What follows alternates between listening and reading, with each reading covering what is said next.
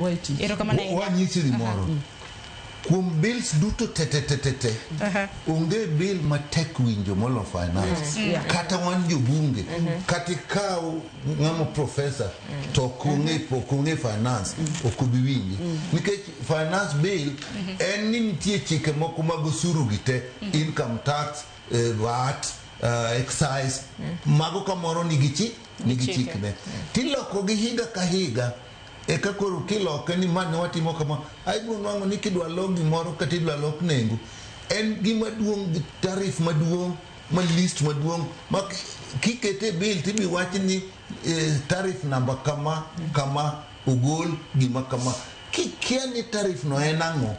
to kibiwinjo gimotin mi finance bill dwaro ni ikuongi loke e dok ma di duto nyalo winjo o kata dok kende iloke kata mna bunge wabro dwaro ng'ama